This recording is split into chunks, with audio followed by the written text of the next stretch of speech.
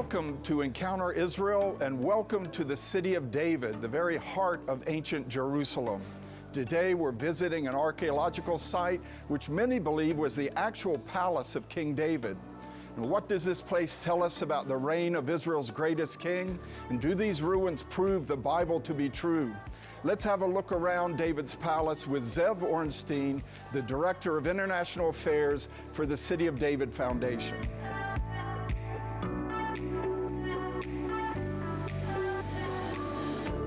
Zev, it's great to have you as our guide here in the city of David.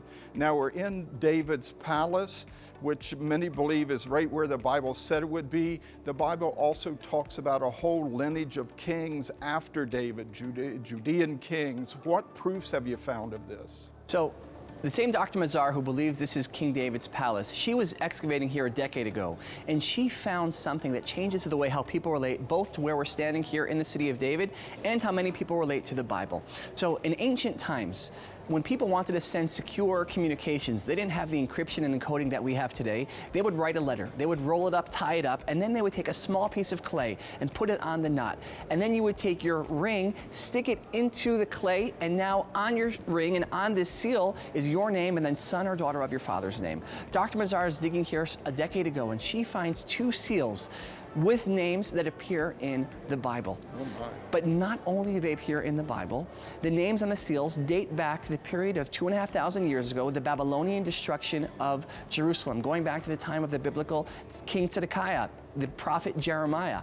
And we know about Jeremiah. Jeremiah was telling all the people, if you don't change your ways, then Jerusalem is going to be destroyed. No one wants to listen to what he has to say. The people mock him, scorn him, beat him up, lock him up. Until years go by, and one day the Babylonians come, they surround the city. Jeremiah goes to the king, King Zedekiah, and he says to the king, it's too late to save Jerusalem. However, if you, King Zedekiah, tell all the soldiers to surrender the city, then you and your family will go off into exile and you'll live. But if you don't, Jerusalem will be destroyed, and you, King Zedekiah, you will die.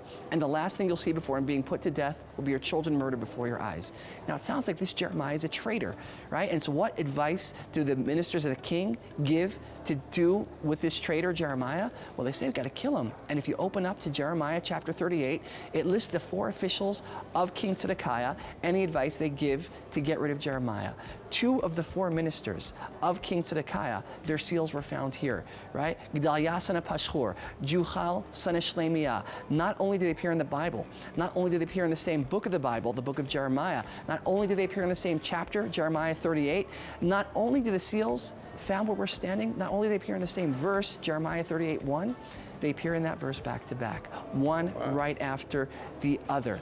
Right? And also standing over here, Dr. Mazar announced 4 years ago the discovery of another seal, the seal bearing the name of Hezekiah, son of Ahaz, king of Judah. That's amazing. Not just an advisor of the king, but an actual king in the lineage of David. That's right. And so what you see here is that the discoveries being made in the city of David allow a person not only to believe, but to know, where you could see that the connection that the Jewish people have, that Christians have to Jerusalem, our shared biblical heritage, is not simply a matter of faith, but a matter of fact. It's real, you could see it, you could touch it, and it's being discovered all around us as we speak. And they're written in a Hebraic script. You've got the Hebrew language, you've got these kings mentioned in the Bible. What does all this say about the historic Jewish connection to this place? It says that it is something that cannot be denied. There are certainly those who would wish otherwise, but we have been here for thousands of years. The stones are crying out.